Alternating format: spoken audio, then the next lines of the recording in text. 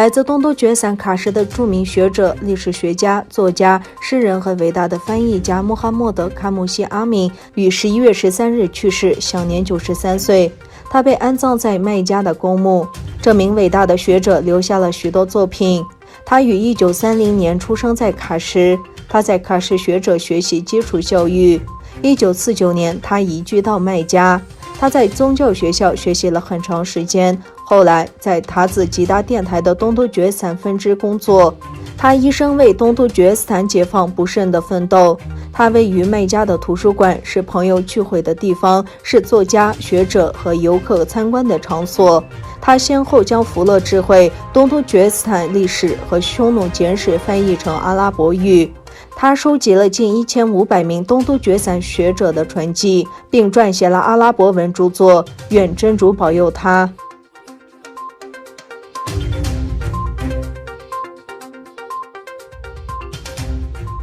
一名逃离东突厥散的哈萨克人上个月准备从乌克兰偷渡到波兰时，被当地警方逮捕关押。美国介入后，乌克兰政府原先承诺不将他遣返，但后来又传出他人可能遭送回中国。伊利桑·埃尔肯原是一名住在东突厥散伊宁县吉利屿镇的哈萨克人，现年23岁的他上个月逃离东突厥散，打算从哈萨克斯坦出发，经过乌克兰和波兰，最后到德国申请政治庇护。然而11月11日传出，埃尔肯近日在乌克兰西部边境城市被逮捕，目前被关在当地的遣返中心，面临可能被遣返回中国的命运。长期关注东突厥散集中营议题的哈萨克人权组织阿塔朱尔志愿者组织的创办人塞尔科坚表示，他11月11日接到伊里桑的电话，说看守所官员突然告诉他，他们已经帮他买好机票，要把他遣返回中国。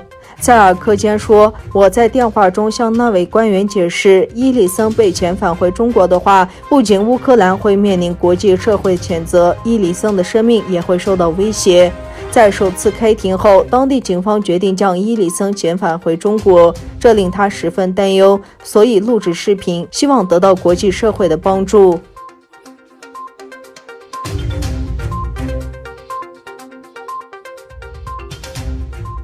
香港政府正式取消4名民主派立法会议员的资格后，英国出面批评港府与北京的决定，称此举破坏香港自由，并召见中国驻英大使。英国当局表示，英国外交部召见了中国驻英大使刘晓明，英方敦促中方遵守其在香港问题上自身的国际义务。英国外交部表示，中国在香港实施取消民选议员资格的新规定，违反了中英联合声明。英国呼吁中国履行其国际义务。北京最近的行动是对香港的高度自治和联合声明所保障的权利和自由的侵犯。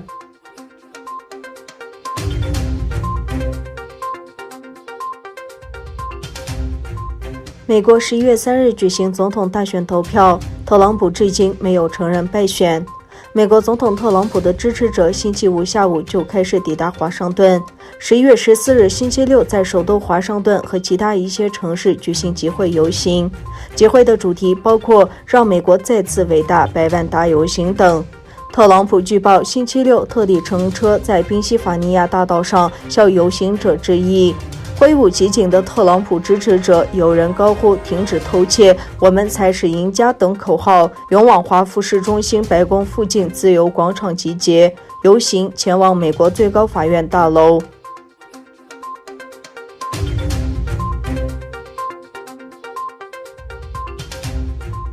吉尔吉斯斯坦总统新闻处11月14日宣布，其代理总统扎帕洛夫已向集中央选举委员会提交文件，以获得参与将于2021年1月10日举行的总统选举资格。